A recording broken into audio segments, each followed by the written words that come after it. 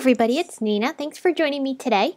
I wanted to share a close-up look for you at the new February card kit from Simon Says Stamp and show you the contents in the kit and how you can use them in really fun ways to be able to make some fun projects on your cards using the contents of the kit. So let's look at the stamp set first. This is the Crafty Friend stamp set, and it's full of really great greetings. Lots of fun things, all centered around a really fun crafty theme. We also have some other sentiments such as thanks, sending a handcrafted hello. Now, you'll also notice there's some really cute icons as well that feature a fun crafty theme too. Also included in the kit are a bunch of really great papers. You get a total of 12 sheets, which are double-sided from Echo Park's I'd Rather Be Crafting 6x6 paper sheet. There's a lot of really fun prints in here with a really great crafty theme. You'll also notice some fun and classic patterns such as polka dots. You've got some pretty bright and beautiful florals, nice stripes and diamond patterns, some letters, and also even one that has a bunch of really fun crafty greetings on it. So these are really bright and happy papers, and I really love the color combination that's in these. Very warm and inviting. Now, we also have some envelopes in the kit because we like to encourage you to send your cards out in the mail. There's a total of 3 envelopes in the kit, metallic bronze and metallic orange, but there's also a mint one here. Now, the mint one is not metallic, it is a plain envelope, but I wanted to show you the texture that I put on this envelope. These are created with the texture fades that are in your kit also. There are a total of 2 texture fades, the Matrix and Gridlock texture fade embossing texture plates from Tim Holtz and Sizzix. Now these are fun because you can create some really great embossed texture on your card. Now I'll show you how you can use these texture plates in your card making and also in your die cutting machines because the sandwiches are slightly different depending on your machine. And I'm going to show you in the Sizzix Big Shot and also in the Spellbinders Platinum because those are the 2 machines I do have. It's very simple to use these. You can just put your paper inside and you can see the fun texture and patterns that you get on these texture fades. So how do you use these in the machine? So I'm going to pull out my Platinum first. This is the Spellbinders Platinum machine, and we're going to start off with the platform itself. Now, depending on your machine, you may find that it's easier to use a texture embossing plate, or you can start off with a cutting plate. It doesn't really matter, whatever one works best in your machine. So I'll show you how I created the sandwich here. I'm taking the texture fade and I'm putting some cardstock inside of it. This is sitting on my platform. Now I have 2 options for going ahead and running this through my machine. I can use either the embossing texture plate, which is the blue one, or I can use a cutting plate. And again, like I said, depending on your machine, you may find one works better over the other.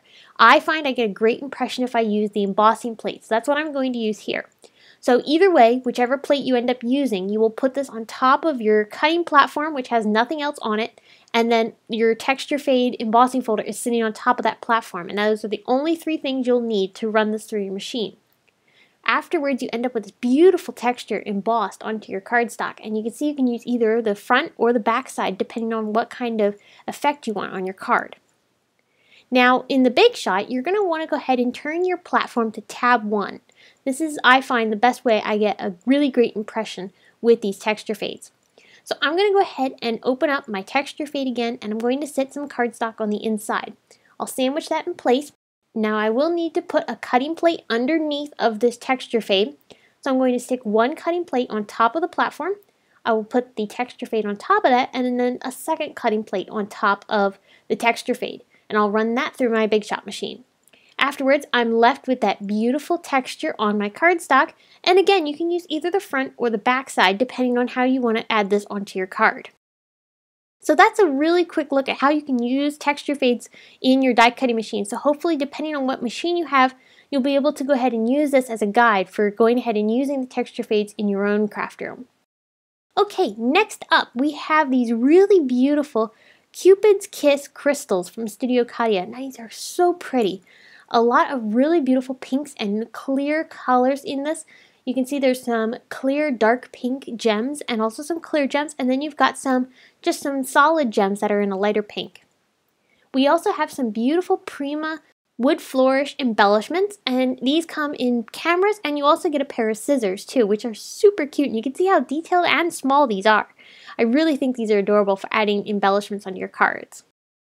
Now, watercoloring is something that's really popular for using in your crafting and being able to create beautiful colored images and backgrounds. And we've included this really nice color palette in colors that match really nicely with the kit.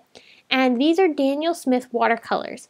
You've got Minnesota Pinestone Genuine, Serpentine Genuine, Quinacridone Gold, Brown Iron Oxide, Mayan Red, and Cascade Green.